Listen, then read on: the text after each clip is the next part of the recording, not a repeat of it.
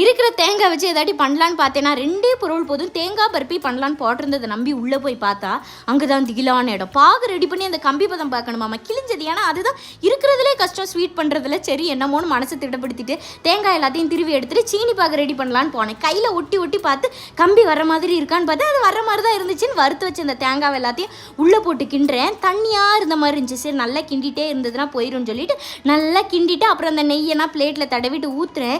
எங்கடா இவ்வளோ தண்ணி இருந்துச்சுங்கிற மாதிரி மட்டன் அந்த தண்ணியெல்லாம் அங்கேருந்து ஓடுது.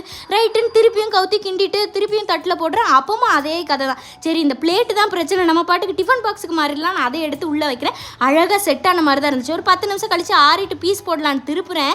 4 பக்கமும் போயிட்டு ஐயோ அப்படின்னு சொல்லிட்டு அதை எல்லாத்தையும் உள்ளே தள்ளி எடுத்து சரி இனிமேல் ஃப்ரிட்ஜில் வச்சாதான் ஆகும் போல இருக்குன்னு நல்லா மூடிட்டு சாயங்காலம் போல் எடுத்து பார்க்குறேன். நல்லா செட் ஆயிருந்துச்சு. ஆனால் பீஸ் பண்ணாதான் முட்டாய் மாதிரியே வரல, பெரிய சைஸ் கூழாங்கல் மாதிரி இருந்துச்சு. ஆனால் டேஸ்ட்டு சாப்பிட்டு பார்த்தா அடி பொலியாக இருந்துச்சு.